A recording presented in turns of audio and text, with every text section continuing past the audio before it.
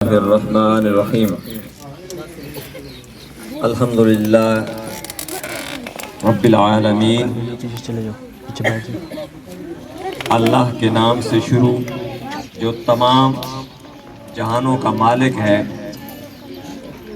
دیکھتی آنکھوں سنتے کانوں آپ کو ڈاکٹر محمد رمضان عاصم چیئرمین اقرا انٹرنیشنل اسلامک اسکول کا سلام پہنچے۔ تمام مہمان گرامی بالخصوص جناب اکثیر مغل صاحب اور ان کی پوری ٹیم، جناب محمد اکرم صاحب اور ان کی پوری ٹیم، اور جو میری مائیں بہنیں بیٹیاں اور بچے یہاں اس فنکشن کو چار چاند لگانے کے لیے تشریف لائے، میں ان تمام کا تہ دل سے مشکور ہوں کہ جو اپنے قیمتی وقت نکال کر یہاں تشریف لائے۔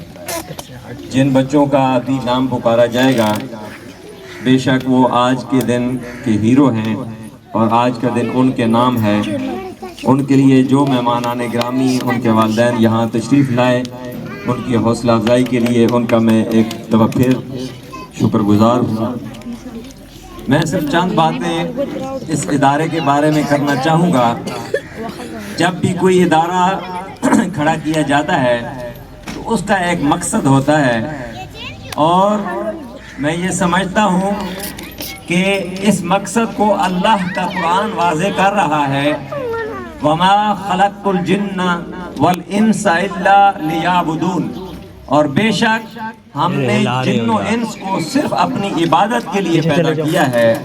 تو اس سے ہم یہ قیاس کر سکتے ہیں کہ ہماری زندگی کا مقصد اور ہمارے اداروں کا مقصد، ہمارے جینے کا مقصد، ہمارے یہاں رہنے کا مقصد، یہاں ہمارے اسکول بنانے کا مقصد، مساجد، مدارس اور گھر بنانے تک سے لے کے ہمارا ایک ایک سانس اللہ کی اس ذات کی کبریائی بلند کرنے کے لیے ہے۔ تو ہم یہ سمجھتے ہیں کہ یہ میرا ادارہ بنانے کا مقصد واحد وحدہ لا شریک اور حضرت محمد صلی اللہ علیہ وآلہ وسلم کی پہچان ہے۔ اب اس کو سمجھنے کے لیے یہ ضروری ہے کہ ہم اس کو کیسے سمجھیں، اس عبادت کو کیسے کریں۔ ہمارا مسلمان کا سونا، جاگنا، اٹھنا، پڑھنا، لکھنا سب عبادت ہے۔ تو جب ہم قرآن کو سینے سے لگائیں گے اور اس قرآن مجید کو، یہ میرا آج کا پیغام ہے، یہ اپنی ماؤں، بہنوں، بیٹیوں کو، اپنے اسٹوڈنٹس کو، اپنے بھائیوں کو، کہ اس قرآن کو ترجمے کے ساتھ پڑھیں۔ اس کا انگلش میں ترجمہ موجود ہے، اس کا عربی میں ترجمہ موجود ہے، عربی ٹو عربی، عربی ٹو اردو، ہر زبان میں اس کا ترجمہ موجود ہے۔ اکثر ہمارے رمضان شریف میں مقابلے لگے ہوتے ہیں، باپ نے 3 ختم کیے ہیں، بیٹے نے 4 ختم کیے ہیں، بیٹی نے 5 ختم کیے ہیں۔ میں اس سے انکاری نہیں ہوں، الف لام میم پہ 30 نیکیاں ملتی ہیں اور یہ پڑھنا چاہیے، ایک ایک لفظ پر 10 نیکیاں ملتی ہیں، لیکن اس سے بھی میں سمجھتا ہوں بہتر یہ ہے کہ ہم اس قرآن کو پڑھیں۔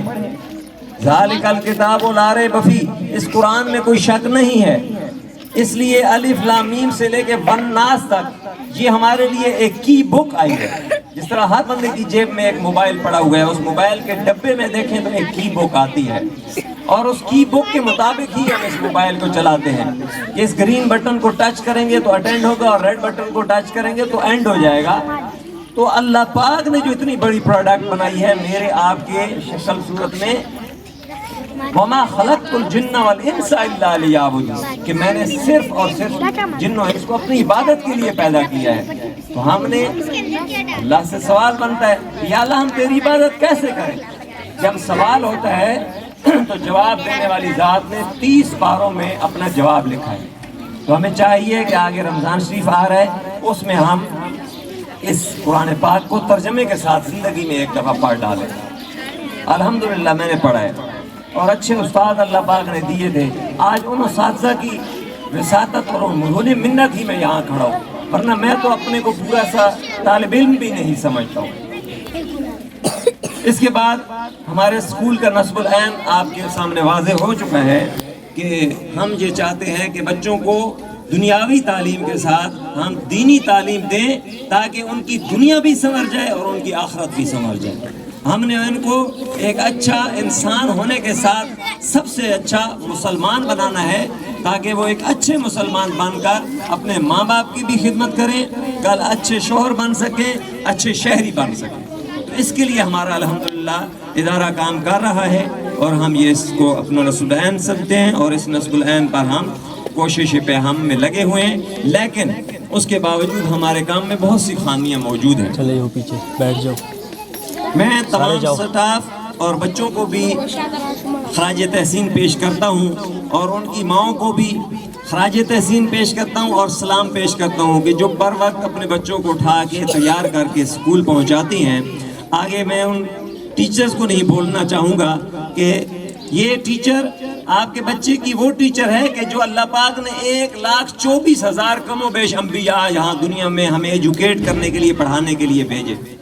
اس کے بعد یہ تعلیم تدریس والا کام یہ استاد کر رہے ہیں، یہ علماء کر رہے ہیں، یہ سب ایک چین ہے۔ میں یہ سمجھتا ہوں کہ اگر دین کے دائرے میں رہ کر ایک استاد یا استانی سکول پڑھا رہی ہے تو بعین ہی وہ وہی کام کر رہی ہے جو ایک عالم دین کر رہا ہے۔ میں اس کی دلیل آپ صلی اللہ علیہ وآلہ وسلم کی اسوہ حسنہ سے دینا چاہوں گا۔ آپ دوستوں میں سے اکثر نے تاریخ اسلام پڑھی ہوگی، میں نے بھی الحمدللہ تاریخ اسلام کی 9 جلدیں پڑھی تھیں۔ 1999 میں نے میٹرک کیا، اس وقت میں نے تاریخ اسلام الحمدللہ پڑھی تھی۔ اس کے بعد آپ جیسے اچھے استاد اللہ پاک نے دیے۔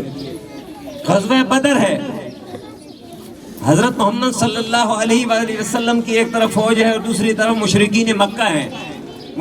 مشرکین مکہ کو شکست فاش ہوتی ہے، اور آپ صلی اللہ علیہ وآلہ وسلم کے قید میں 70 قیدی آ جاتے ہیں۔ آپ سب بتائیں کہ ان 70 قیدیوں کو کس شرط پر رہا کیا گیا؟ صرف 2 شرطیں لگائیں گی میری بہنوں، میری بیٹیوں، میرے بھائیوں، 2 شرطیں رکھی گئیں۔ یہ دلیل ہے میری اس بات کی۔ آپ صلی اللہ علیہ وآلہ وسلم نے ان 70 قیدیوں سے کیا کہا کہ فدیہ دو اور رہا ہو جاؤ۔ دوسرا، ہمارے بچوں کو لکھنا پڑھنا سکھا دو اور آپ رہا ہو جاؤ۔ آپ مجھے یہ بتائیں، مشرکین مکہ نے حدیث پڑھائی تھی، قرآن پڑھایا تھا، فقہ پڑھائی تھی؟ نہیں، انہوں نے یہی دنیاوی تعلیم دی تھی۔ تو اسلام میں یہ کہتا ہوں، یہ ہماری مائیں بہنیں بیٹیاں جو استانیاں ہیں، استاد ہیں، یہ خوش ہو جائیں کہ آپ کا اسلام کا پہلا سکول مسجد نبوی میں بن رہا ہے، اور اس کے استاد کون تھے؟ مشرکین مکہ، اور ان کا ہیڈ اور پرنسپل کون تھا، اور اس سکول کا آنر کون تھا؟ حضرت محمد مصطفیٰ صلی اللہ علیہ وآلہ وسلم۔ اگر اس کو اس نیت سے کریں گے تو انما الاعمال بالنیات، بے شک عملوں کا دار و مدار نیتوں پر ہے۔ آپ کی نیت اگر خالص ہے تو رزق میرے خیال میں رب دینے والا ہے، نہ آپ مجھے رزق دینے والے ہیں، نہ میں آپ کو کچھ دے سکتا ہوں، تو رزق تو رب دے ہی دیتا ہے۔ وہ قلعے کی بھی مثال ایک ہے کہ کسی صحابی نے آ کے مسجد کے باہر قلعہ لگایا کہ کوئی نماز پڑھنے آئے گا گھوڑا باندھے گا۔ دوسرا ایک آپ جیسا نیک بندہ ہے، اس نے کہا یہاں سے کوئی رات کو آئے گا بزرگ اور وہ اس سے ٹھٹا کھا کے گر نہ جائے، اس کو ٹھوکر لگے گی گر جائے گا، تو دوسرے نے اسی قلعے کو اتار کے پھینک دیا۔ اب دونوں نبی کریم صلی اللہ علیہ وآلہ وسلم کے پاس تشریف لے گئے، دونوں نے اپنا موقف پیش کیا۔ آپ نے فرمایا آپ نے بھی اچھا کیا، آپ نے فرمایا تم نے بھی اچھا کیا۔ کیوں؟ کہ دونوں کی نیت خالص تھی۔ اس لیے نیت پہ بہت ساری چیزیں بتائی جا سکتی ہیں۔ اس لیے میرے بچوں، میرے بھائیوں، میری بہنوں، استاد کا احترام کریں۔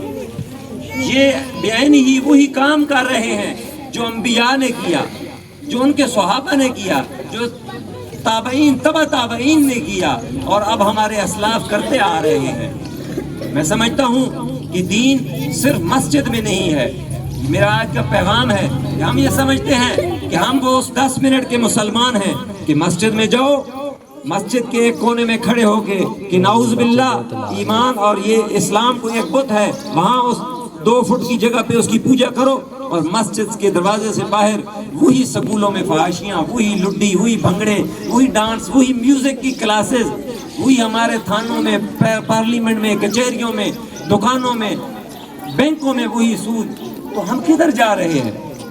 ان درسگاہوں میں جب بچہ ہمارے پاس آتا ہے، ہم نے بڑے کھلے دل کے ساتھ ان کو بتانا ہے، اور ایک بات بتانی ہے، ان کو ہر پہلو بتانا ہے کہ اسلام کا ہر پہلو ہی خالصتاً عبادت ہے، اور اللہ پاک اسی لیے کہہ رہا ہے کہ وما خلقت الجن والانس الا لیعبدون، ہم نے اور کسی کام کے لیے پیدا ہی نہیں کیا مگر صرف اپنی عبادت کے لیے۔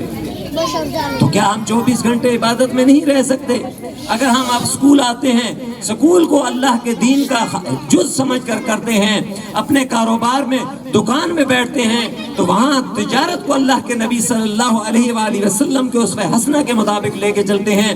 ہمیں اللہ کوئی سیٹ دے دیتا ہے یا کوئی کرسی دے دیتا ہے، اس کرسی کو ہم حضرت ابوبکر صدیق جیسی، حضرت محمد مصطفیٰ صلی اللہ علیہ وآلہ وسلم جیسے احکامات، حضرت میرے پیر و مرشد حضرت ابوبکر صدیق رضی اللہ تعالیٰ عنہ کیا فرما رہے؟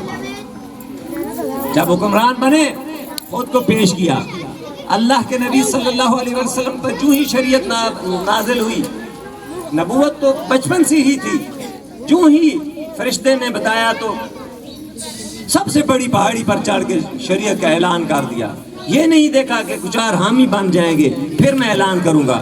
اور اسی طرح آپ اپنے آپ کو پیش کیا، یہ نہیں کہا کہ میں آپ کو مال و دولت دیتا ہوں یا یہ کرتا ہوں یا مجھے حکمرانی چاہیے، اپنے آپ کو کردار کو پیش کیا کہ اے مکہ کے لوگوں، آپ لوگوں نے مجھے کیسا پایا؟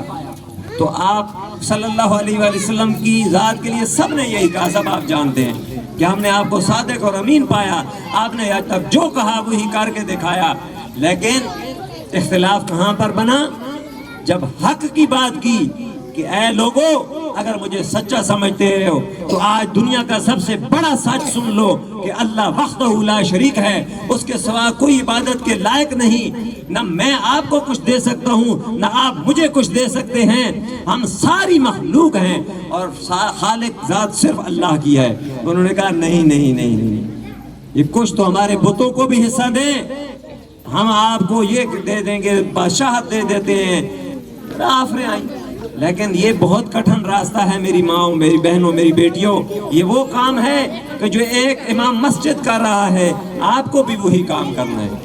آج اس قوم کی تربیت کر جاؤ گے، کل ایک اچھا استاد سامنے آئے گا، کل ایک اچھا انسپیکٹر سامنے آئے گا، کل کو ایک اچھا چیئرمین سامنے آئے گا، کل کو ایک اچھا وزیر اعظم سامنے آئے گا، کل کو ایک اچھی فوج سامنے آئے گی۔ پھر آپ کو نالاں ہونے کی ضرورت نہیں ہوگی، پھر آپ کو پریشان ہونے کی ضرورت نہیں ہوگی، پھر آپ کے گھر میں بھی سکون ہوگا، پھر آپ کی عدالتوں میں بھی انصاف ملے گا، پھر آپ کے بینکوں میں بھی سود نہیں ہوگا، پھر آپ کی مساجد میں بھی دین ہوگا، پھر آپ کی مساجد سے باہر بھی دین اسلام کا بول بالا ہوگا۔